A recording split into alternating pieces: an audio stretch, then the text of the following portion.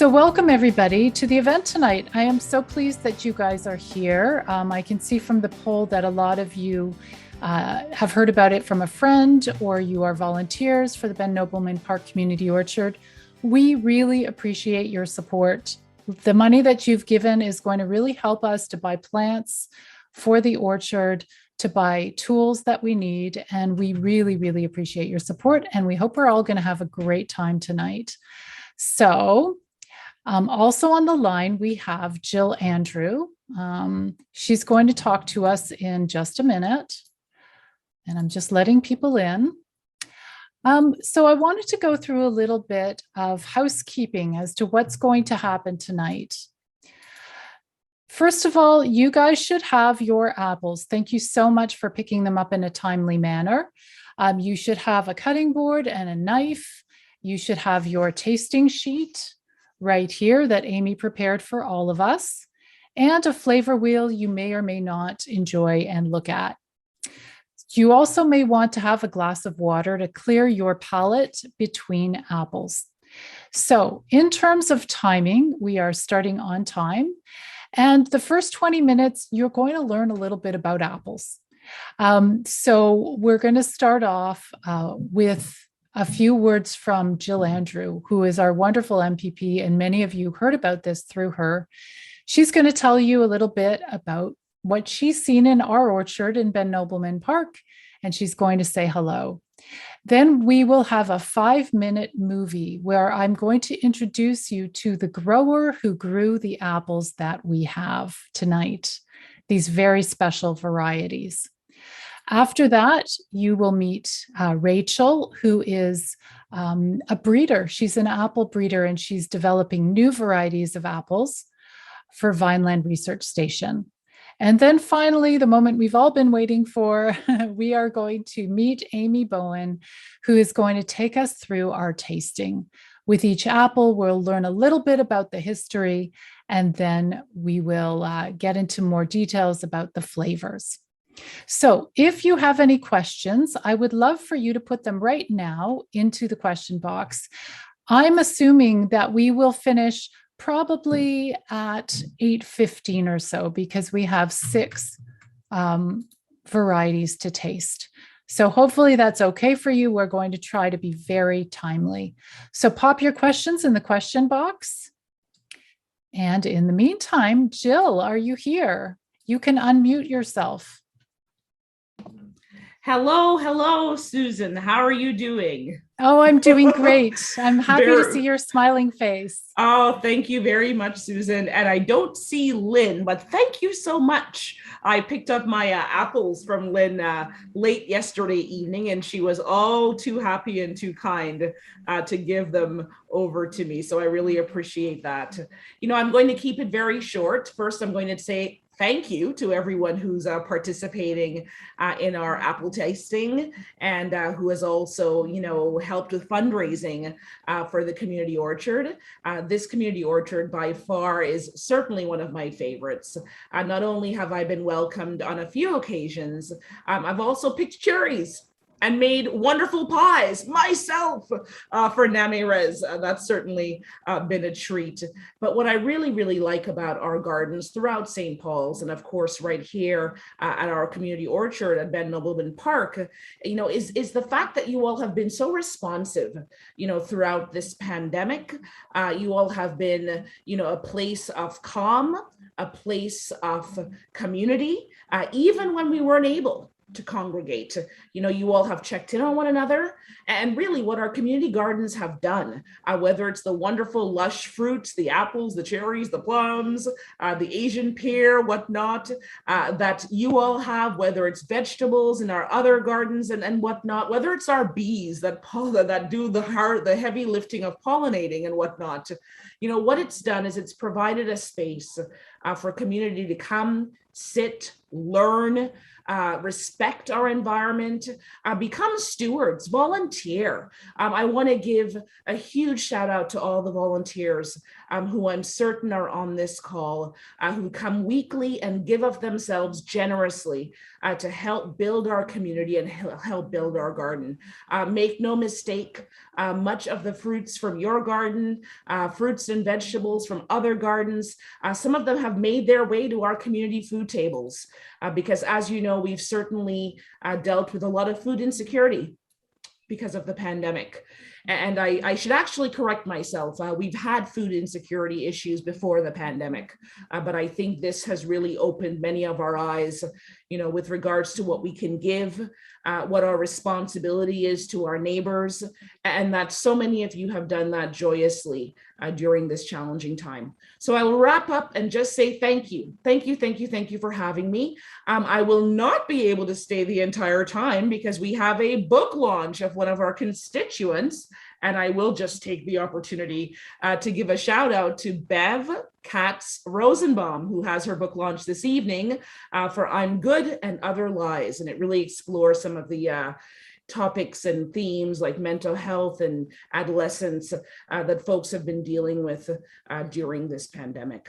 So again, thank you so much for having me. I love you all, and it's always a pleasure to come by and visit.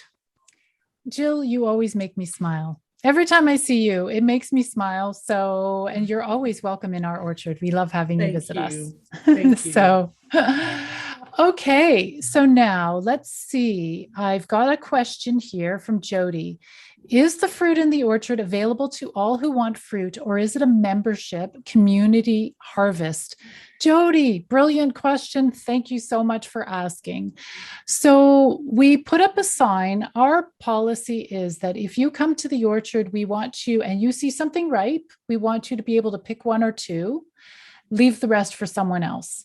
We do have community harvests, and Lynn, who is on the call, we have an email list for people who want to be notified for the community harvest when we do a community harvest, and then we share it around. What has happened in the past is we're good with cherries because there's lots on the tree, but with the apples, people harvest them all. And this year, the apricots, one person took them all, put them all in bags and walked off with them. And it was heartbreaking for the volunteers that didn't get any. We don't know who this person is, but this person was seen doing it. So we are working on developing as volunteers some sort of signage near the trees to explain to people what the harvest policy is. Come and join us, Jody. We could use your creativity if you can think of some ways that will help us to solve that particular problem. And Jill wants to know, do we have names for our pawpaw trees yet? We've asked the community members to send in any suggestions to the community office. So we have 2 new pawpaw trees, which is not a papaya. It is a native, beautiful tree with a beautiful, lush, delicious fruit. And we're looking for P names for them, matching P names. So Jill's office is collecting the names, and we have delegated to Jill to decide who the winning names will be. Okay, so the next thing I want to do, if there are no other questions, I'm going to play a video. I would love it if you could, folks, just confirm you can hear it in the chat box. We're going to see how this works. So let me just look at share screen options. Nope, that's the wrong thing. So this video is going to show you the orchard where we got your apples, and it will explain to you why they're special. So here we go. There's the video. And Bill O'Keefe. Okay, guys, so in the chat box, tell me if you can hear. Thank you. Hang on, it's coming up.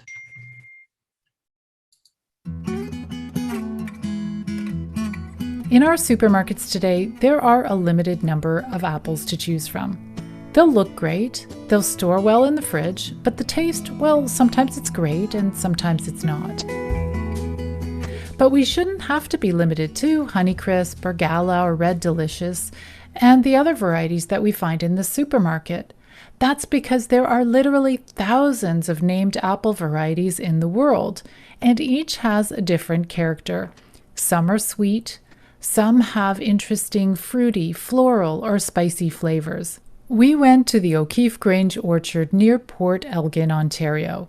The owner is Bill O'Keefe. He works with his wife Lynn, and he works with his son Sean and his daughter-in-law Kathy to grow these unique trees. They graft new trees and sell them to homeowners who want to grow them in their yards. They also make cider, pies, fritters, and they preserve apple diversity in any way they can. Bill is passionate about the history of the apples that he grows. Many of them are linked to American history. This variety is Newtown Pippin. It was George Washington's most favorite apple. And it's actually one of my top 10 favorite apples. It's hard when you grow over 600 varieties how you can have a favorite, but I find it very nice. George Washington actually made a fortune off of this apple. Some of the other trees that Bill grows come all the way from England, like Blenheim Orange. This here is Blenheim Orange. It's an English apple. It's quite interesting. I also like this one. The wood was so hard on the Blenheim Orange apple tree that when the first railroad cars were made, they were in England. They were actually made out of wooden spokes in the wheels, and this wood was so hard that they used the wood from the Blenheim Orange apple to make the spokes. Here in Canada, we have an apple that also goes back to the 1700s. It's called Snow, and it was one of the most commonly grown apples in Quebec until a disease in the late 1800s wiped out many of the trees. Snow is said to have a slight strawberry flavor. It's actually the mother of Macintosh. They say through DNA you can find out whose parents is who, and they've found out that the snow apple, one of the seeds was actually it's the mother to Macintosh. As it turns out, apples aren't really that different from wine. If you take the time to evaluate the flavors, you will detect very different subtleties. Cavell Blanc is a French apple, and it sounds like a wine, smells like a banana, and has more vitamin C than an orange. So the flavors are there. Sometimes they're like wine, like tasting wines. You have to kind of look for them a little bit. And like fine wine, the flavor of an apple can change over time. Although it's been picked off the tree, this apple is alive. It's the same in the grocery store. It will not taste the same tomorrow as it does today. It's giving off oxygen and taking in carbon monoxide and creating heat. The starches in here are turning to sugar, and that's what changes the flavor of them. The O'Keefes have faced many challenges over the years. Windstorms have blown down some of their trees. They don't use toxic chemical sprays. So the trees do sometimes get common apple tree diseases like scab or fire blight. This year, a late frost killed some of the blossoms, so many of the trees didn't even produce fruit this year. But Bill and his family are committed to keeping these rare and unusual cultivars alive. When I first started this, I wanted to create apple trees that had stories and histories to them, and that was my main focus at the time.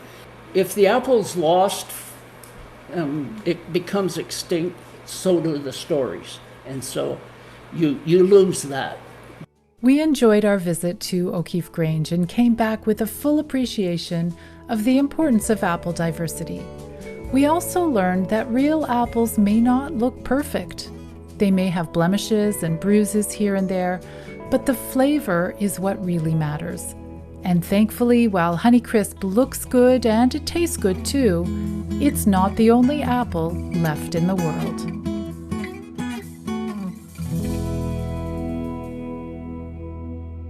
Okay, everybody. So hopefully that video went okay. Everybody saw it. Sound is good. Fantastic. Okay, it is time now to talk about how apples are bred today. We're going to be talking about a lot of very old cultivars, maybe 300 years old, but I'd like to introduce Rachael, who is an apple breeder. Rachael, can you come on the line and just tell us a little bit about what you do? Thank you, Susan. Thank you for inviting me to participate this evening. I haven't tried most of these apples, so I'm really excited to try them. And just thanks to everyone here for joining into this call and for allowing Amy and I to come here and talk to you guys today. So I've been working at Vineland Research and Innovation Center since 2009, and my official job title is Research Scientist Plant Breeding, but in reality, I'm the apple breeder for the organization. So I get to create all sorts of unique apples. We started in about 2011, and Amy and her team did a lot of research looking at consumers and really trying to figure what consumers wanted in apples.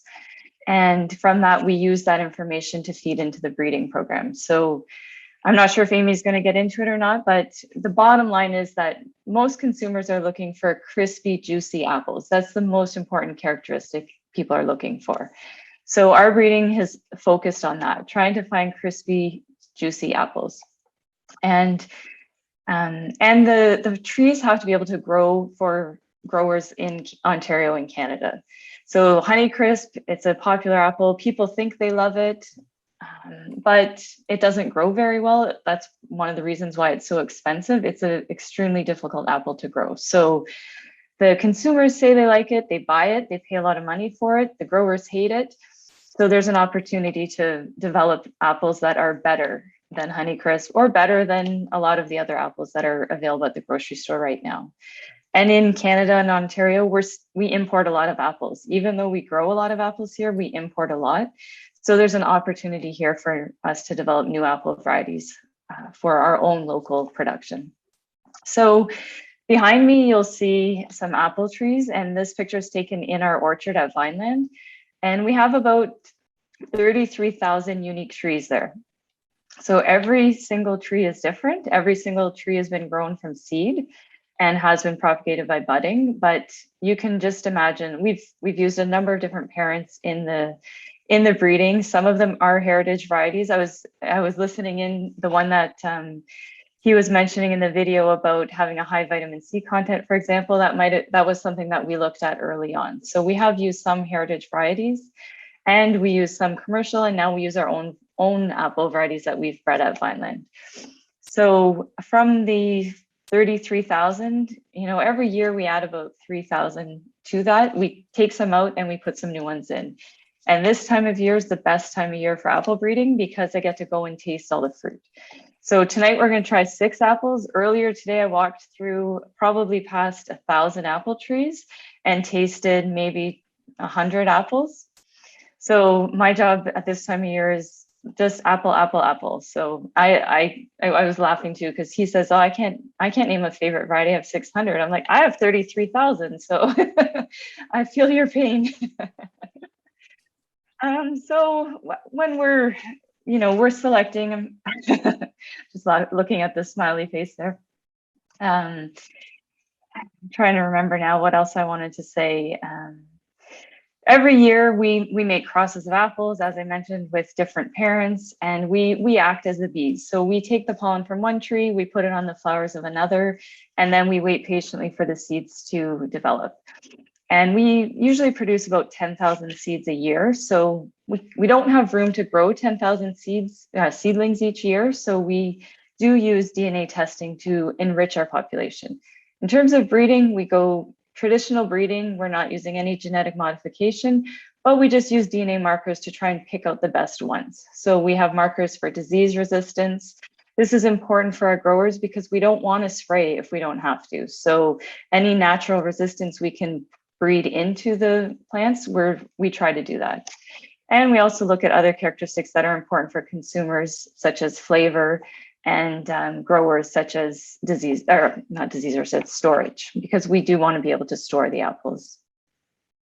So I think that's about all I need to say about apple breeding. I don't know if I guess if anyone has questions, you can send them in the chat and I can answer them as we go. Yes, I have a question actually. I've always wondered if you eat apples and you save, let's say, 1,000 seeds, and you were to be Johnny Appleseed and plant all those seeds into trees randomly, not, cross-pollinating like you're doing, how many of those trees would have tasty fruit out of 1,000 random apple seeds? I would say maybe 10. 10 out of 1,000. Okay, I've always wondered that. We have a question from Jennifer. How long from planting the seed to enjoying the apple? Does it take multiple growing seasons? It does. So from planting the seed, it's usually about 4 years before it will produce fruit, 4 or 5 years. When you propagate them by budding, so every Honeycrisp tree that's grown in the world came back, it started all up with one tree. So they're all propagated just by budding. That when you use a mature bud, you can usually get fruit in about 2 years, a small number of fruit, but when you grow them from a seed, it's about 4 years. 4 years. So we've got Rebecca who says, same thing. How long does it take from seed to a new tree that produces fruit? So we heard that. Jill Andrews says, good question, Jennifer, considering how long pawpaw trees take. So she learned that pawpaw trees take about 7 years, and we planted some young ones in the orchard. So we have a bit of a wait ahead. So yeah, if there are any other questions, pop them in the question box. We will have other opportunities later. Let's see, we've got here. Cliff asked, do you use a specific ground cover around the base of the trees? Great question. We don't. No, we just have them growing. No specific ground cover. Yeah, some people have nitrogen fixing, cover crops. Okay, super. Rachel, thank you so much. We will now go to Amy, but if people have questions for Rachel, throw them in the chat box. We can come back in between tastings. How does that sound, Rachel? Sound pretty good? Sounds good. And I'm just going to put a link to an article in the chat too that's kind of interesting and talks a little bit about apple breeding. And also, we're hoping next year, everyone, if we do this again next year, we're hoping that perhaps we're going to have some of the Vineland new cultivars to taste. So that would be really fun. Jennifer says, apple breeder sounds like an unusual career. How many apple breeders would you say that there are in Ontario? I would say 1. And I only know of 2 in Canada. So it's a very limited career choice for sure. Wonderful. Okay, great. Thank you, Rachel. I got a wow. Jennifer says, wow. Okay, so now let's go to Amy. Amy, we'd love it if you could say a quick hello, tell us what you do, and then we can get started and taste the first variety. Okay, sure. So I'll reiterate what Rachel said in terms of thank you so much for having us, and thanks everybody for buying all the apples to make this event such a success, because that's a huge part of it. So I'm excited to be here tonight and talk to you about what it is we're doing, and talk to you sort of about apples and take you through some tasting. So, as Susan introduced me, I'm Amy Bowen, and I'm the Director of Consumer Insights at Vineland Research and Innovation Center. And so just about Vineland, just quickly, is we're a not-for-profit horticultural research center that's located in the Niagara Peninsula. And we work on, fruits, vegetables, flowers, and trees is kind of, the broad sort of encompassing of the different areas we work on. And within the Consumer Insights group, one of the big things we're trying to figure out is how does that connect with what people want, from products. So what is it people want in an apple? So as Rachel said, it takes 4 years to go from a seed to a tree that's producing fruit. But in actuality, it's probably then another 10 to 12 years before a consumer is going to see it at the grocery store. By the time you go through all the different stages to actually get it to be a commercial product that somebody can, go into a store and purchase and access. So that's a long time if you think of kind of a 15 to 20 year timeline to only look at the very end of the process to see if people like it or if people evaluate it. So we try to sort of turn that flip side and sort of start thinking about, okay, what can we do early on to figure out what people like and don't like about our products, so we can build that into the breeding pipeline. So as well as looking at pest and disease resistant, looking at how well it grows, looking at how well it stores, also looking at how that flavor profile stays consistent and selecting for that in the process. So again, we're enriching, the fruit that we're moving forward towards commercialization and having, the best possible product at the end. But one of the challenges to that is, what do people like, and how do you define what it is that people like or don't like in an apple? Because people can very easily say, I like this or don't like this, but it might be for very different reasons. So that's one of the things that we do at Vineland. We actually have a trained sensory panel. And so they're a group of people that are part-time employees of Vineland that we've recruited from the sort of the general, community, from sort of Hamilton to, Niagara Falls kind of area. And they're picked based on how well they can taste, describe, and differentiate products. And so what we have them do is they come in and they'll taste apples, and they've actually come up with a lexicon of 20 terms that they use to describe differences in apples. So those nuances that were mentioned in the video of being able to differentiate that, that's what we can sort of go through and look at. And so someone says, oh, this apple tastes like floral, or this one's more sweet, or this one's more honey, or this one's more herbaceous. We can sort of define those characteristics so that we understand that. And then we are able to create profiles of each of the individual apples, and we can see apples that are very similar to each other and apples that are extremely different from each other. So it could be for taste, so sweetness, acidity, bitterness. It could be for mouthfeel things, like if it feels like astringent, in our mouth, kind of gritty. Texture things like the crisp, juicy that Rachel talked about versus maybe a softer or mealier apple, or then those sort of flavors that sort of burst out of it. So whether it's just the overall intensity of flavor that people perceive, or whether it's specific flavor attributes, such as, floral or honey, or, as I'd sort of mentioned, before. And so then what we do is, once we have a good understanding of what is that sort of sensory differentiation sort of the apples and how those kind of are similar and different, what we do is we take apples that show the range of the characteristics that apples can present. So in the initial work that we started doing in 2011, we looked at over 80 different apple varieties to understand what is the diversity that's out there that we could use as material to provide to Rachel that she could use for breeding programs, like for the breeding program. And so to do that, we went to consumers that didn't have this expertise, that weren't sort of, knowledgeable and be able to describe all these differences. And we asked them a much simpler question, which was, how much do you like this apple? Because we knew that that would be something that would be consistent, that we'd be able to sort of get good information from. So then we got ratings on how much they liked the apple or disliked the apple. We wanted to know that too. And we were able to then take that information that we received from consumers, and we were able to correlate it, sort of pair it up with the sensory information so that we could see, oh, when apples were really liked, they had these kind of characteristics. When apples were kind of liked, they had more sort of these types of characteristics. And when apples were really disliked, these were the characteristics that they generally had. So we can use that information to understand what's driving liking, what's taking away from liking, and using that to sort of screen through apples, that are coming through sort of the breeding program, to sort of be selecting for things that we know in general as kind of that overall big bucket. When you go from, thousands of trees down to tens of trees, that's sort of we could be, looking for. So the other piece that we've been working on to support the breeding program and the apples that are coming through is realizing it takes a long time to taste a lot of apples, and it's very fatiguing. And so how do we keep an objective way, and how do we do faster ways as we get more and more apples in our breeding program, that we can, sort of pick out the best of the best, and that Rachel doesn't have to taste so many bad apples out in the orchard, right? Because that's a tough job too. It seems like a great job when everything's really good, but out of 1,000, only 10 are good. Like some days that could be a pretty bad day at work. But anyway, so we're looking at tools then as well that we can sort of understand of how does what people perceive on the palate, how could we measure that with other tools so that we can understand the correlation to liking with sweetness, to maybe measuring a level of sweetness in an apple, or perceived acidity and the acidity in the tree, or texture. So we're using tools now to be able to screen apples for texture, so we can get that baseline texture that we want to take to people to sort of further sort of evaluate. And then as well as creating those into DNA markers that we can use for flavor, so that we can screen apples before they're even producing fruit to say whether whether they're going to be flavorful or sort of not flavorful, and just move those flavorful ones forward to enrich it.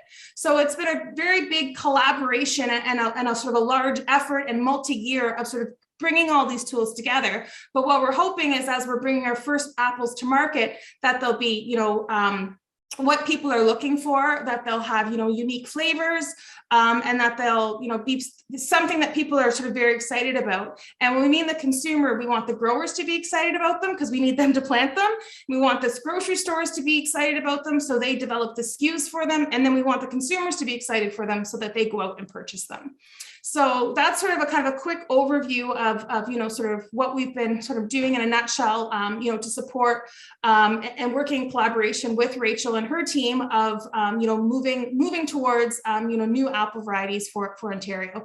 And I'll also say the work is very much supported by the industry with the Ontario apple growers providing support. And then we also get government funding through both the provincial and federal government to help support our programs. So today we are going to be your sensory panel, aren't That's we? right. So what we're going to do is today we are going to start with our first apple. And the apples, now let's see, can you guys see me? Because I can't see myself. Here I am. Oh, I must be over here. So I'm holding up, here we go. I'm holding up the apple with the red sticker. And we'll start with that. Amy, is there a specific way that we need to cut the apple, or does it not even matter? Well, what's a good way to do it? So when you think about it, and I think I'll just say one thing just sort of that came up in the chat, just if people didn't see. The other thing about apples and what we're sort of looking at is apples are bred and developed and commercialized for lots of different reasons. And if you think historically as well, they've been for very different reasons. So you can think of, for cider, whether it's alcoholic or non-alcoholic, you can think of it for food, whether it's processing juice, pies, all of that, and then for fresh market. So I think that's also a differentiator we should mention about the Vineland program, is we're really looking for those fresh market varieties. And a lot of those apples that were in the video and a lot of the ones that we're tasting tonight would be considered more for like culinary or sort of cider, other purposes as well, versus just sort of that sort of fresh market. And the reason for that is that's where the grower, from a standpoint of sustainability of the industry, is able to have a sustainable sort of production long-term. So that's sort of a caveat that I'd like to put in there. Okay, so we're starting with the Cranberry Pippin. That's the one with the red dot. I'm just going to briefly talk about the history. This was found as a chance seedling near Hudson, New York in the 1840s. And it became incredibly popular in the New England states of northeastern USA and in Canada. So it was described as a strikingly beautiful apple at the time. And here's the interesting thing relating to what Amy was saying. It was valued because it's a good keeper. And this is in a time where you couldn't just pop things in your fridge, right? So this kept very well in, I guess, a cold cellar or whatever. So that's why it was valued. Interestingly, in terms of disease resistance, it is naturally resistant to apple scab, apparently, which is a problem that we have in a lot of apples, and it's good for pies.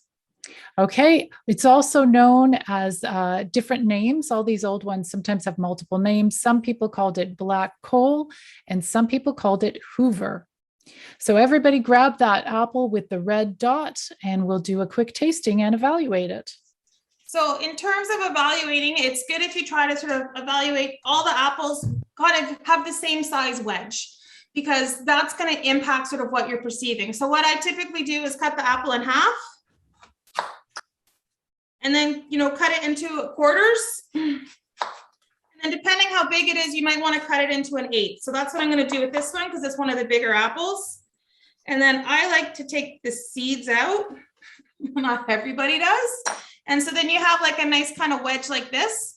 And that's the other thing, is that if we typically in North America eat our apples with the skins on, whereas typically in Europe, they eat the apples with the skins off. So we would always evaluate apples with the skins on, because that's how our final consumer is going to be looking at it. But some people always peel their apples. So if that's what you would do, then you could do that as well. So what you typically do, I did put sort of a sheet together of kind of some of the things that you want to look for, or, that can be kind of a guide in terms of what you want to do. So what we often do first is just we can actually just smell the apple. So before the sweetness or acidity or anything else sort of strikes you, you can smell the apple and see if anything kind of comes to mind that you might perceive. And then you can think about when you're chewing on the apple, do I get those same flavor perceptions, that I'm perceiving? So I just took some here that kind of come from our apple lexicon that we have at Vineland in terms of like how appley is it in terms of that overall apple intensity. Are you perceiving any honey, any floral notes? If they are floral, can you describe them? And green herbaceous. And then how you would sort of use the scale here that's up here is it says low, medium to high. So if you wanted to kind of track the differences in the apples, you could just put a little X as to where you sort of think that you perceive this. And then you could write like an R over top of it for red.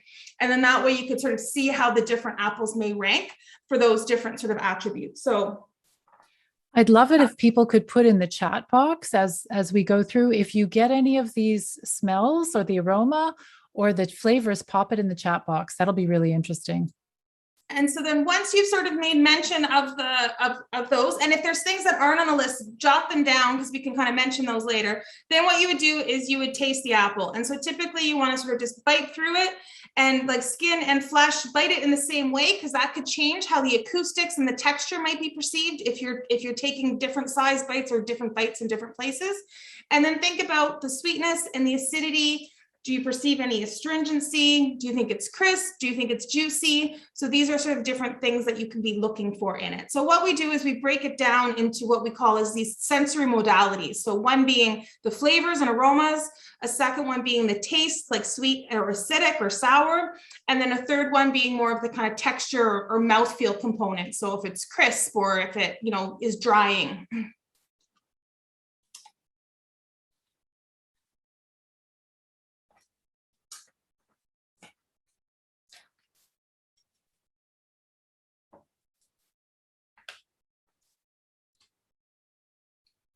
I'd love to hear what people think. What are you getting? I mean, for me, the smell, to me, this was a green herbaceous smell. So Jill Andrews says, I found it a bit acidic, but desirable. Loved the crispy texture. Melissa says, love the crunch. My kids agree. Okay, dry. Melissa says dry. I feel the same.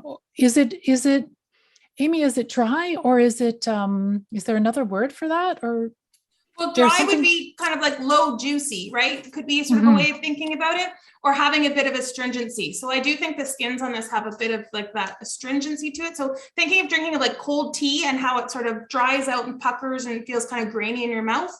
Those would be those, that sort of drying sensation that you can get. And it's usually based on from the skins of the apples. So Melissa says the skin is very thick. Cliff asks, is dry the same as astringent?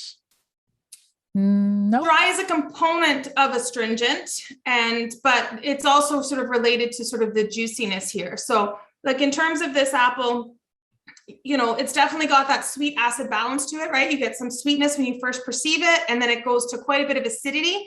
Acidity is there when you start salivating. So if you really start feeling, saliva and salivating on the sides of your mouth, it's like a physiological response, then you know that there's acid there that you're perceiving in terms of it. So that's not to be confused with the juiciness of it, which you're going to get when you're crunching it as feeling that sort of that liquid being released, in your mouth.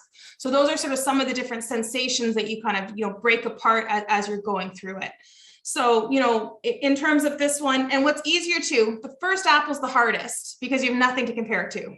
So when we go on to the second apple, you can think, wow, how did that compare to the first one? And then you'll start kind of putting it all into sort of a frame of reference. So if you're sort of feeling right now, like, I don't know what they're talking about, I'm not really getting a lot, that's totally okay.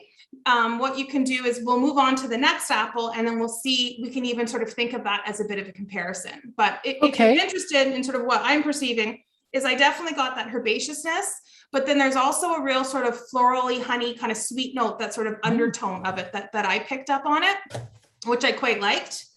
And then in terms of the sweet and acid, I really liked how you got the sweetness when you first bit into it, but it didn't stay cloying. You got that nice acidity. It was really refreshing and kind of cleared out your palate. In terms of crisp, I'll say I'm picky. I like hard apples. So to me, I would have put it more in a medium, but it might just be because, of my baseline of where crisp stands, of going to something like a russet or like a Honeycrisp or some of those that are more texture. So I would have put that about the medium. And in terms of juiciness, I think we had consensus sort of as a group that it wasn't a very juicy apple. So, sort of putting that towards the lower end of the scale. Okay, before we move on, a few more comments. So Stuart says grassy aroma, chewy skin, some floral aroma. I think Stuart wrote that before you even said that, Amy. That's great. Diane says first bite is juicy, then dries out and astringent. Amy also kind of said that. Jody said good intensity. So apple intensity. Jennifer says makes me think a bit about russets, which are only around in the fall. They're also crunchy, hard, sweet, dry. Julian says, nice to eat, but would be great in a pie with other apple varieties for mushiness and another for tartness. Interesting. And Jody finds it a little mealy in texture. I just want to comment, Cliff came down and showed me all of these apples, they all have damage in various ways, or lots of them do. Now, I just want to remind you what you saw in the film. The grower does not use sprays. And he had a really bad year.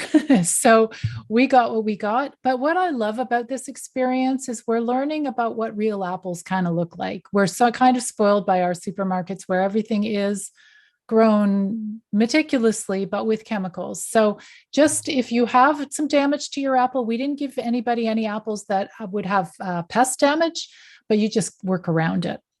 And then we've got one more comment here. Anonymous says, nice first apple. Do you measure the apple's sweetness with the Brix index like tomatoes for sugar content? Yeah. So can you answer that question? Yes, we do. But one of the problems that we found is that it doesn't correlate well with how people perceive sweetness in an apple, because there's synergistic effects where the amount of sugar and the amount of acid compete with each other for that overall sweetness that you actually would perceive when you're tasting the apple. So it gives us a good indication of ripeness, or gives us kind of standards of where we expect an apple to achieve for harvest windows and index. But in terms of it being an indicator of liking, then we're better to look at and where a person would sort of be in terms of their threshold, then we're better to look at something like a Brix acid ratio. Okay, we'll do last question for this one is from Jennifer. Oh, maybe a couple of questions, but quick answers. How variable, just because we got a few more apples to go, how variable or how consistent are apples from the same variety, even from the same tree? Rachel, do you want to take that one, or do you want me to? Oh, Well, I can. Go ahead. No, I was going to say, in an ideal world, a tree would produce apples, all the apples would taste the same. So that's kind of the gold standard that you're looking for when you're breeding, to have all the fruit on the same tree taste the same. Sometimes that doesn't happen. Okay, Amy, did you want to? And just from different trees in different, like if you grow it in a different country or a different property, even then it could be different, right? Yeah, then it could be very different. Depends on the soil, I guess, or Well, soil and the weather, right? Moisture, a lot of different factors can go into it. Okay, last comment here is from Julian. Also, for this apple, that is. Also, the commercial orchards sort of pick and sort out the pick, and a huge percentage goes to juice or puree rather than be on display in the supermarket. Thank you, Julian. That's a really good insight. We are getting the prettiest of the pretty in the supermarket. And even commercially grown fruit may have some damage, but that would be juiced. Very interesting. Okay, shall we move on to Kindil Sinap? So this is an interesting apple. It kind of looks like a candle. I think it's sort of like a long, thin look, and it's very luminous if you see it in a picture. I'll just read you a bit about it. It's distinctive looking, tall, and skinny. It's often described as being from Turkey, but it may have come from the Black Sea in Crimea, Ukraine. It's from the early 1800s. So the name is Kindil, which means lamp, and it symbolizes the bright and luminous appearance of the apple's skin. And it's named after the Sinap Peninsula on the Black Sea. It says here, best eaten fresh and displayed as decorations due to their luminous appearance and interesting shape. I took a picture in the orchard of a basket of these, and they really are quite luminous. They're very beautiful. So this, you have it with a blue sticker. There's a blue sticker and a purple sticker. They look similar, but the purple sticker is on a very big apple that looks different. So everybody grab the apple, and I'm handing it over to you, Amy. Yeah, so go ahead. I cut this, mine, based on the size of mine, I cut it into half and then just into quarters. And then I've got my wedge here. And so we'll just go through the sort of same process of thinking about what do you perceive in this apple, or if you're having trouble perceiving anything in the last one, think of what maybe is different about what you're picking up or smelling within this apple.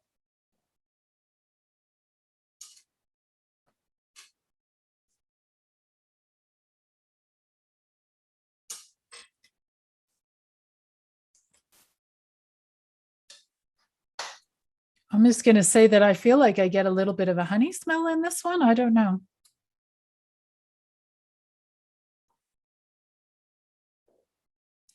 I was perceiving it as more on the kind of grassy herbaceous side than the last one, but thank you. That clarifies. Yeah, I think so. It's very different. Let's get some comments in the comment box of what you guys are finding in the flavor and the texture or the juiciness. Yeah, so after you've had a smell and kind of made your notes, then go ahead and taste it. And again, think of the sweetness and the acidity and the texture. And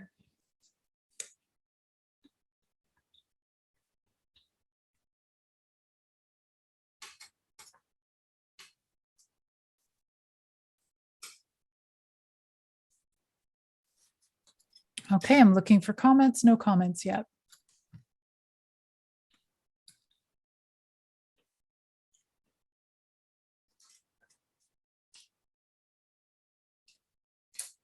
Okay, we've got Lynn says sweeter than the first one and juicier. Okay, Jill says, oh, thank you, Community Orchard, for a wonderful time spent. Take good care, everyone. I will be leaving quietly in the next 3 minutes. Okay, see you soon. Thank you for coming, Jill. Okay, so let's continue. Stuart says it's tangy. so that's sort of related to the acidity profile of it then. Oh, okay. Tangy means, oh, that's interesting. Okay. So that's relating to acidity, and Melissa says juicy. Oh, Megan says it's quite bitter.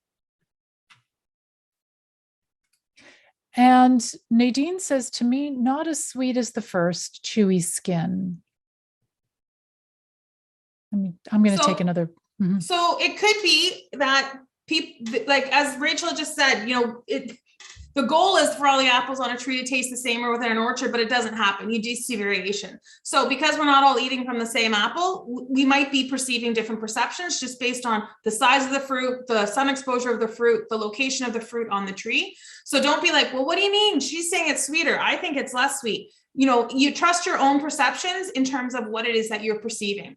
You know, between the two. So for me as well, I would say that, you know, if I looked at the sweetness and acidity, I would say everything overall in my apple for this version is lower, except for those kind of herbaceous notes. I got those at the very beginning, but I don't think it's as high in that over kind of apple flavor.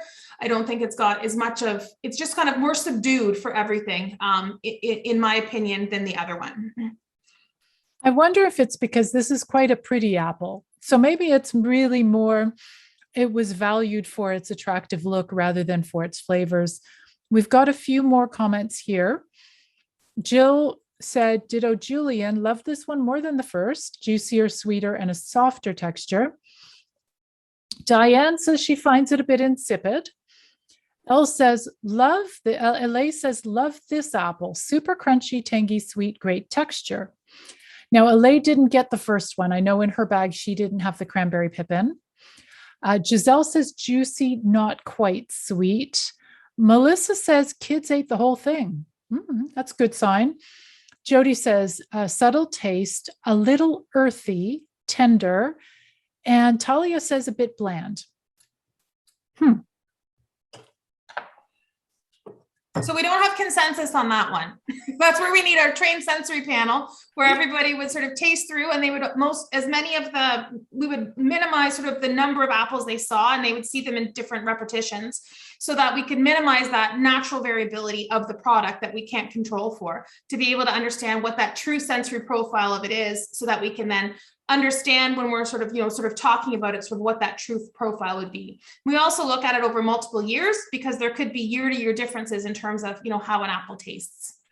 So does that mean we're fired as your sensory panel? No, panel not because at we all. don't agree? Oh, good.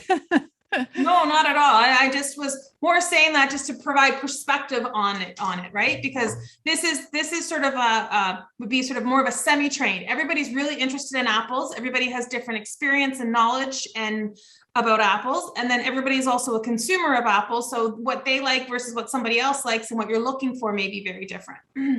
Okay, so the next one up is Baxter. Man, I'm holding it. It's heavy. It's a big one. Baxter has a green sticker on it. Here's what I found about Baxter. It's Canadian. It was found near Broxville, Ontario. It was known in the 1800s, and it was originally called Red Pound, and I can imagine why. It is quite heavy. It was briefly popular in the St. Lawrence Valley at the turn of the 19th century. That's all I could find out about it in terms of history. So I guess we do the same thing, cut it in half and take our slices. Yep, exactly. So I don't know about yours, but mine has a slight pink blush on the inside.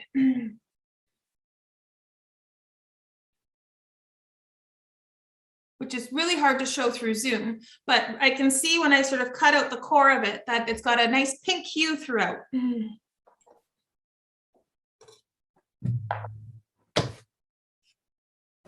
so there are red fleshed apple varieties, and sort of different colors sort of that flesh. So that would be something else that we would note if we saw one that was really unique. The other thing we do too is when we see apples that come out of our program that have unique flavors, like we've had apples that have like a licorice kind of note or like a tropical fruit sort of note. Is that good or bad? So that's where we can then sort of go out to people and get them to evaluate the product and understand how they feel about that in an apple. Do they think it's weird or do they think it's fantastic? So same thing, we'll smell, have a taste, have a crunch. So Megan says this one smells lovely, and this really does have, I have in my head what the flavor is, what the smell is, but let's see if somebody else gets the same thing. Melissa says, not a fan. Mine is very mealy, mushy texture. Nadine, mealy, soft. Could be this is more a cooking apple. Melissa says, nice perfume, pretty, but too soft. Mealy for my taste. Nadine, not liking this one. Lynn, awfully mealy. Oh, people don't like this one. Smell and taste is great, but too mealy. That's Diane. And Julian says, like a red delicious, not keen on it. Jody says, feels soft when cutting, very mealy, unremarkable taste, not an eating apple for me. And Diane says, floral, fruity aroma. I wanted to say like a pineapple-y fruity aroma. I haven't tasted it yet, so I will do that now. Yeah, I would definitely say there's that sort of floral fruit, like tropical almost sort of note to it. It definitely is, softer mealy apple. So, based on that profile, I would say that based on the aromas that you're getting from it, it would be a perfect like pie apple or something like that, right? For baking with. So you're getting those beautiful apple flavors, but the texture is sort of breaking down in the cooking and you're sort of not perceiving it in that.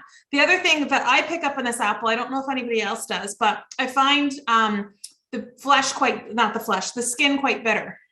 So my first bite I found very bitter. And then my second bite, I didn't eat the skin. I thought, oh, okay, yeah, I like it better that way. So again, kind of lending to, again, being more of a culinary apple than an eating apple. Yeah, I don't think I'm not even going to take a second bite of that one. I think it's got interesting flavors in it. And if it was not mealy, I might enjoy it, but it's a cooking one for me. Yeah. So and with that pink blush to it, it could be really pretty when you make a pie out of it. Interesting. Yeah, that's right, actually. So Talia says powdery. Diane also says pineapple. So Diane also got a pineapple smell off of this one. Ariella, I'm just going to let in. Let's just see. Powdery and mealy are sort of synonyms for each other. Yeah, Matt says, oh, we like it. Matt's the only one who likes it. The texture's okay, firm if a tad grainy. but it's got a real nice acidity and a balanced flavors. I guess we got a good one. Well, that's Matt, that's a possibility because like I said, it was a rough year for those guys. We had to get 50 apples. And so like a lot of their cultivars, they only got like 20, right? So we didn't have enough. Stuart says a sauce apple won't hold its shape in a pie. Interesting. Oh, see, I don't mind if it breaks down on a pie. I kind of like it like that, but that's again, personal preference, right? Apparently, according to Bill, in the UK, they like their pies mushy. In North America, we want the pieces of the pie. You want distinct pieces. So their choices for pie apples are different. Like I guess Bramley or something makes a mushy pie perhaps, but we like maybe firm ones. Holly also says, we like it tangy and pineapple flavor. Okay. And Megan agrees with Stuart. I agree it would be an excellent sauce apple. Okay. That's what's going to happen to mine because I just don't want to eat another piece of it. So there you go. Okay, shall we move on, everybody? Let's go to Empire. Now, Empire is going to have a yellow sticker. Yeah, Giselle says definitely pie apples.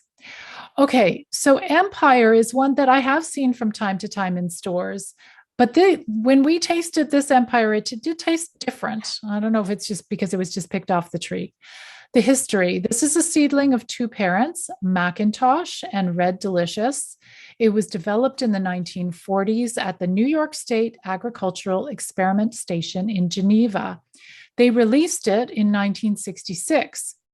In terms of disease vulnerability, it's susceptible to apple scab, but somewhat resistant to other apple tree diseases. It's used as an eating apple or for pie making and cider. And I just brought this because this is a Kindil Sinap with like a lot of, I'm pretty sure that's apple scab, just so you know. Growing apples, by the way, not easy. It's one of the hardest fruits to grow. There is 36 different insect pests that can get it, lots of diseases. So yeah, wanted to show you that. Okay, so let's do our cutting it in half and getting our slices. And Empire is still one of the top apples grown in New York State, which is where it gets its name, right? The Empire State. Oh, I didn't realize that. Okay. My sister was apple picking in Ottawa on the weekend, and they grow these apples there for pick your own. Oh, so they're around. They are around. I have seen them before. It's not like it was totally new. Now let's see. We've got some comments. Oh, interesting.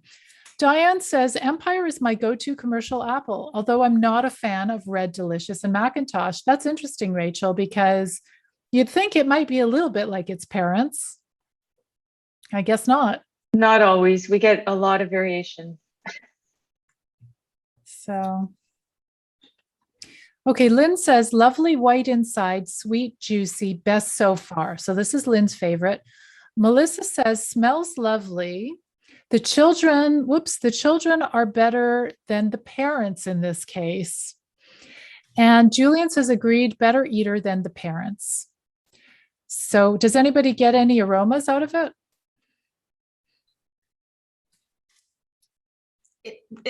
I get that sort of strong, like red apple flavor. Like when you think of a Red Delicious apple, that's what this smells like to me.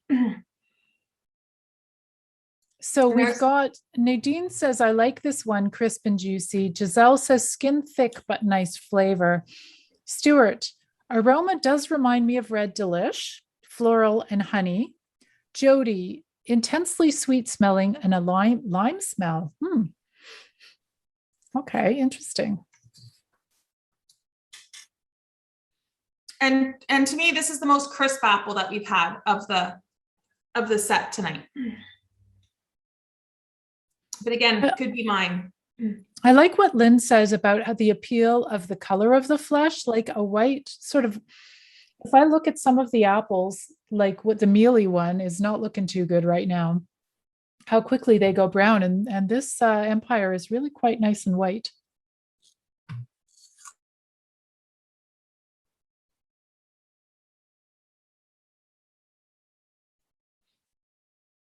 So as you're going through them now that we've been through 4, are you perceiving, like, are you starting to get sort of perceiving those sort of differences and those, some of those nuances that are coming through?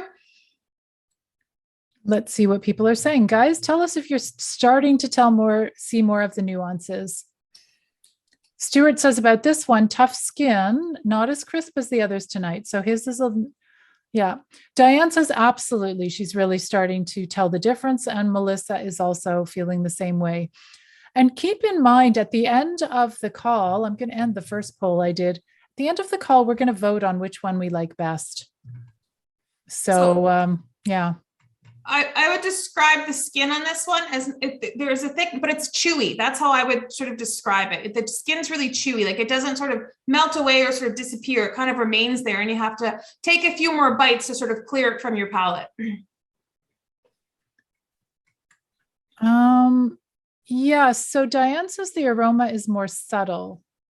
Jody says nice and juicy, slightly mealy, not as crisp as I like. Yeah, lots of us like really, really crisp.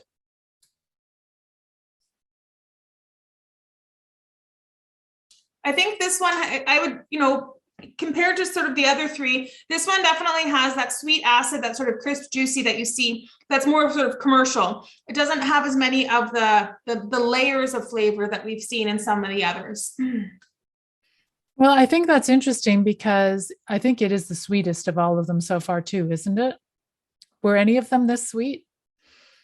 I think it's the human attraction to sweet foods.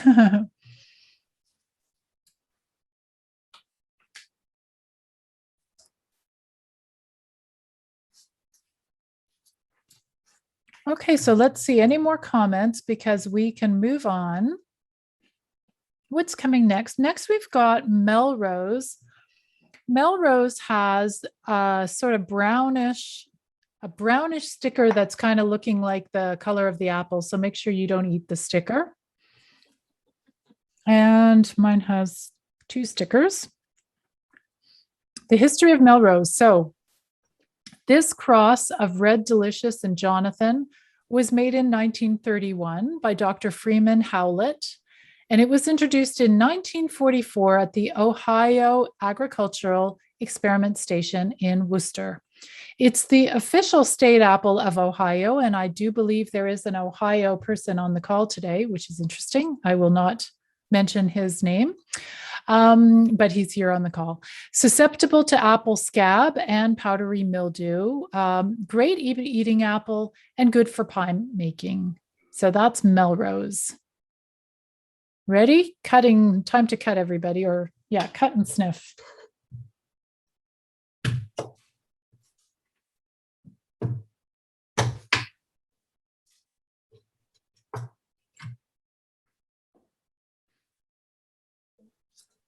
I don't like the smell of this one. I mean, I don't. Like fresh cut hay. Oh, is that what that is? Yeah, no wonder it's not. I wouldn't really see fresh cut hay and want to eat it. So maybe that's why I'm not. It doesn't appeal to me. Stuart agrees with you. Yes.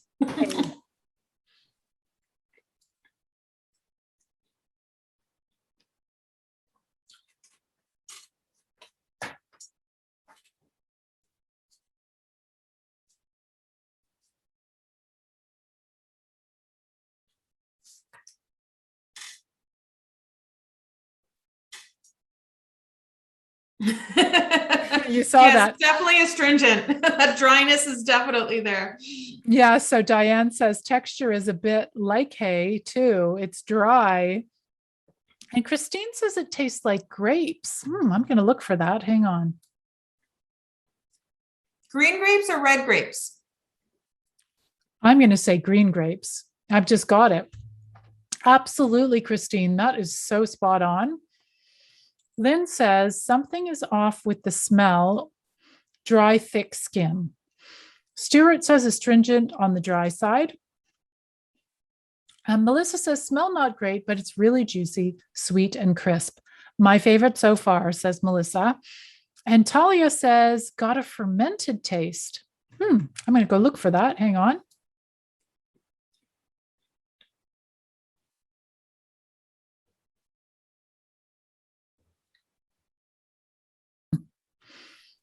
Stuart says, I think the grape flavor comes from the skin.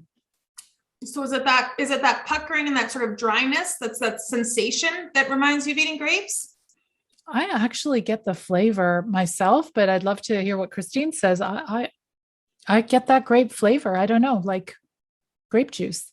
Julian says, whoops, reminds me of some urban wine grapes we picked this summer for not far from the tree. Yeah, so Christine says, agree flavor. She agrees with me that it is a flavor of grapes. I totally get it in mine anyway. Jody says acidic, green grapes, woody, smell not appealing. And Stuart says partner says tannic. So like tannic tannins. is how you would describe astringency in wines. So if we're talking about grapes and wine grapes, it's that astringency perception comes from the tannins, which you find in the skins and the seeds. So that's why I was asking if you're getting it, because this is definitely the green grape note from this, just from the puckering or from the flavor as well. But I just tasted the flesh, and I would say that you get that sort of, hey, green grape is a good descriptor in the flesh. And then it also comes through in the skins in that form of that astringency, giving that perception, which would be similar to tannin and wine or grapes. Yeah. I think this one is the most fun in terms of being able to get the fruity flavors. Allison says this one was our least favorite. Not much taste and hard. Our fave so far was the Cranberry Pippin by a mile.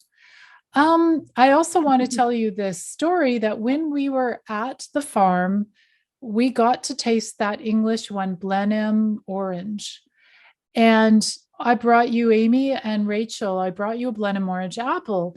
When we tasted it on the farm, Cliff said, oh my gosh, I get the flavor of, what was it, Cliff? It was banana. Was it banana? No, I can't remember. No. I think it was banana, you said. Yeah, there was a very strong flavor. And then vanilla. It was a vanilla flavor as well. We tasted it. We were like, oh my goodness, this is what it tastes like. We brought the apples home for these guys and an extra one for me and Cliff, and we tasted it and we couldn't get anything. It was mushy. It really wasn't that nice. So it just goes to show this was a basket of apples all from the same tree. We just got lucky with the one we tried there. So sorry, guys, if your Blenheim Orange is a little mushy, then hopefully you got lucky and got one of the good ones. I don't know. But yeah, So, there's all sorts of fruits and flavors that you'll get from other fruits in apples because of the flavor compounds that they make, right? So that's it. So, the compounds that it makes a banana taste like a banana, an apple produces those also. So if it's in a high enough concentration, that banana flavor is going to come through versus just being a fruity flavor. Or the same as the specific kind of, volatile, component that makes like a pineapple smell or a green grape smell or a rose smell, is being produced. So if the concentration is high enough in a specific variety, then that will come through and it sort of breaks that threshold of the apple aroma and makes it now smell specifically more rose-like or honey-like or, banana or green grape-like. amazing the science behind it, to think of it in those terms. We've got a comment here. So Allison, her favorite is Cranberry Pippin. Jody also likes Cranberry Pippin best. Julian says Blenheim Orange was the apple eater of my childhood in the Kent orchards of England. Thanks for the reminder. Oh, I have an apple for you, but it's going to be mushy. So I've got one extra of the Blenheim Orange. So yeah, interesting. I quite like this Melrose. I know some of you guys don't. I find it crispy and tasty and would be nice with a piece of cheese or something, or even plain. I like it. When we move on to the last apple, I'm getting a little nervous because our other big apple was more of a cooker. So we're now on to our last apple for tonight. It is the Horenburger Pancake. It has a purple sticker. It's big. It's also heavy, like the other big apple we tried. So the name is Horenburger Pancake. When we went to the farm, we accidentally called it Hamburger Pancake. Another name in German is Horenburger. Oh my gosh, if anybody speaks German, Pfannkuchen, which is probably not at all how it's pronounced. But anyways, it comes from Germany. It was a chance seedling from 1850 from a garden in Horenburg. It's valued there for making sharp, fruity applesauce and pies. By 1939, it was the main cooking apple in North Germany. It's prized for its huge size. Okay, now about the size, Bill doesn't thin the fruit on his trees. So in Nobleman Park, if you have a cluster of apples, we remove a lot of the extra apples so that the apples that can be growing on their own and they get to full size, these are small, these Horenburger Pippin. They should be much bigger if he had the manpower to thin the fruit. Okay, so they should be bigger. So the story is that it's a slice of this apple is said to fill an entire frying pan. That's how big it can get. Wow. Now, in the UK, they imported this apple for pie making when Bramley was in short supply. And in Northern Germany, it was the orchard variety of the year in 2016. So nowhere does it say it's an eating apple, so we'll find out. Shall we cut it open now?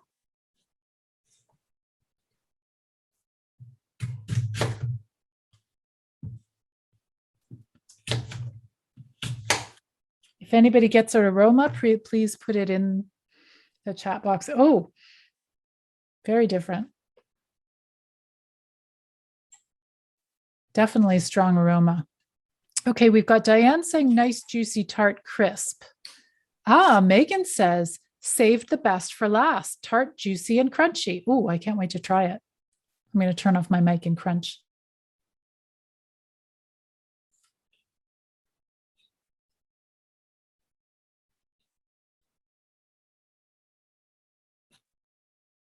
By the way, Megan, we had no idea what they were going to taste like. But this is interesting because it's got a tartness at first and then it goes sweet. I feel like it's both, but it's like goes like that. Tart, tart, tart, and then a little bit sweet. Somebody says here, let's go back. Melissa, so sour, but I love it. Melissa, a different Melissa, I think, says very crisp, tart, great pie apple. Diane says, I'm torn between this one and Cranberry Pippin. Okay. And Julian says, slightly herby, grassy with some acid. Also my fave this evening. Rael says, hamburger pancake is my favorite. Thank you, Rael. I thought you would like the Ohio one. Stuart says, ours has a dark brown lower half. Oops, somebody wants to come in. Melissa fell off the line. So Stuart says, ours has a dark brown lower half inside, but the upper half is fine. Not much aroma, but a complex flavor. A lot of acid, but well balanced with sweetness. That's kind of what I was saying. And Giselle says, sweet and tart reminds me of apple crisp. Allison said, we loved the last one. Deep flavor. So you like your Horenburger Pippin. Jennifer says, ooh, baby, tart. And Talia says, will be great for pie. Can you guys imagine if this was full size? Oh my gosh. Jody is getting a little hay, woody, tart, acidic, sweet, very crisp and firm, intense. So Amy, what flavors are you getting from this? Well, I'd say I got the herbaceous, and there's a floral note, but a bit different. It's more of a perfume than like something you get in the garden note to it. Very tart, definitely highest acid of the apples that we've seen, kind of gets you right in the back of the throat and makes you sort of start salivating. And once that goes away, then you do perceive some of the sweetness. Another thing that's really unique, I don't know if anybody felt it, but in your fingers, does this feel different than any of the other apples? It's like, I don't want to say slimy, that's not the right term, but even my one that's sort of cut is just glistening, like the water, like the juice is just sort of bubbling out of it almost. And it feels different. A lot of the others, you didn't feel like you had like apple juice and that kind of stuff on your fingers, whereas this one almost feels slippery when I'm holding on to it. So different just in terms of the composition of the fruit and its, sort of juiciness that's to it that I thought was sort of something different that stuck out. Not getting any of that kind of bitterness or stringency or anything like that. It's really that sweet acid profile, kind of a very clean profile to it. So I could see why they sort of use it by apples. And I would love it if it was the size of my head. That would be a pretty cool apple. Yeah. Is anybody getting lemon in here? Like I kind of get a little bit of lemon as well. it's more on the palate when you're tasting it. It's like when you bite into it. Oh, see, it's slippery. When you bite into it, you get that like pure kind of lemon, like that acidity. It's almost like when you have like, like lemonade or like a bit of something that's quite, like a lemon vinaigrette or something like that to it. Lemon curd, you got to kind of get right in the back of the throat. Definitely. I would love to hear Rachael. Rachael, can you come up and talk to us about your experience tasting these apples? While I wait for you to pop up, Lynn says a toss-up between pancake and empire, and Diane says, wonderful event, thank you. Making apple cake tomorrow. So Rachael, what do you think after tasting these apples? Well, I think I see it's very similar to what I see when I'm out in our apple orchard tasting the research apples. A wide range of diversity in terms of the flavor profile, the acid level, the texture of the fruit, the size of the fruit, the shape of the fruit, the color. Pretty much everything is similar to what I see. So, and just like everybody here, everyone has a little bit of a different opinion on the taste of the fruit and what they perceive. And that's why I don't do this alone. So I have another person that comes with me that helps taste the fruit. And also we bring it into the lab and have even more people taste the fruit to really get a good overall, kind of similar to this, although we don't have as many people tasting, just to get different perspectives. And we all try to taste the fruit as if a consumer was eating it, not our own preferences, because one of us might like the Granny Smith apple, whereas other people like sweet apples, but we have to try and pick what consumers, the majority of people, are looking for. I'm wondering if you're also looking for, like here on this call, I think a lot of us are looking for interesting and unusual flavors. And maybe if you came across an apple with an interesting and unusual flavor, you'd say, how interesting and unusual, but the public's not going to like it. Is that true? Well, I don't really know what the public wants. And we do have some unique flavored apples. So part of our research is what Amy was mentioning earlier about going to consumers and bringing them some of these unique flavored apples and asking them the question, because we don't, unless you go to people and ask them, you don't know what people want. So we will be doing that soon. So I will, by next year, if we do this again, I might have an answer for you. And that would be great. I'm just hoping that next year, Rachael and Amy, that we'll maybe can do the same thing. But we can do it with some of your top apples. Can you just say a few words about because I know that I went to an event for fruit growers where you took out some boxes of your top ones, like which is going to be the next big apple, everybody. So can you tell me about what of the top apples you have? Have they been named yet? How does that work? So we're not at the naming stage yet. How it works is we go from one seedling and then we replicate them. And we grow those plants or those trees still on our farm at the research station.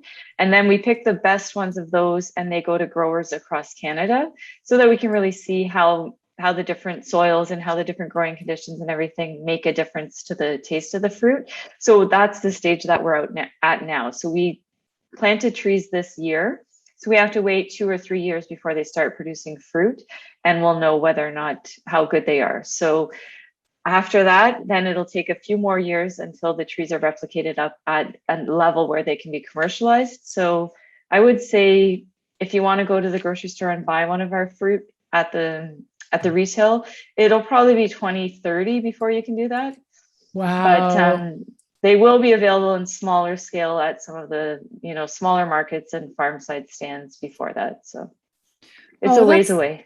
It's a ways away, but it's worth waiting for. And I hope that there will be, we'll have opportunities to help you choose the next famous Honeycrisp that you will have developed. So we'll meet again in a few years and work on those cultivars. So if there's any other questions, I also posted a poll with everybody to vote on their favorite apple. So I'll give you guys another minute or two. It's 8:18. I was saying that we would probably end at 8:20 and we've got 2 more minutes. So I also I want to thank Rachael and Amy. Wow, we have learned so much. I so appreciate you guys taking the time. And I think that all of us will never really taste an apple in the same way. So that's a good thing. Yeah, no, it's a really good thing. One sweet thing that Bill said when we were out there, he says, an apple is not to just eat when you're walking down the road. That's not what it's there for. You sit down at a table, you slice it and you eat it and you think about it. It's a thoughtful process. So yeah, so let's see. Everybody's saying thank you and that they had fun and this was a tasty event. I'm going to close the poll. Let's see who the winner is. It looks like it is a tie between Cranberry Pippin and Hamburger or Horenburger Pancake with 40% each. So I'm going to share the results now so you guys can have a look. Rachael, are you going to be taking these seeds and using them for anything? No, I don't think so. Oh, well, you'll use the more tried and tested ones, I'm sure. Okay, if anybody, let's see if there's any other questions. Oh, Stuart asks, is anyone in Canada growing transparents? I think he's talking about yellow transparent. Is that something that people are growing commercially, or? We did at one point have it in our Vineland heritage orchard, which, because I know in 2011 when we looked at some of the heritage varieties, that was one of the ones that we looked at, because I remember it because my mother-in-law was very excited because she says it makes the best pies. Apparently makes great applesauce as well, and it's a very early season apple. Yeah, I guess growing up they had a tree, and so she's always looking for them, but no, they're quite hard to find. They're hard to find. You've got to grow the tree yourself. Okay, everyone, it's 8:20. I want to thank you guys so much and thank everybody for supporting Ben Nobleman Park Community Orchard. We really appreciate the help that you're helping us in the park. Come visit us usually on Saturdays for most of the season, the growing season. We're in the park Saturday morning, so come and say hello. Now we're slowing down a bit. It's the end of the season. And thanks, guys, and Amy and Rachael, take care, and we really appreciate you spending the time. Well, thanks for having us. Yep, See you thanks later. for having us. Okay, take care, So much. everybody. Good night. Thank you, everybody. This was a great session. Thank you, Yay. Rachel, Susan, Amy. It was really great. Thanks, Jody. If anybody Okay. else wants to come on and say hi or goodbye, I'd really love to see you. Everybody shy? I think a lot of shy people. Okay. Take care, everyone. Have a good night. Bye-bye. Bye.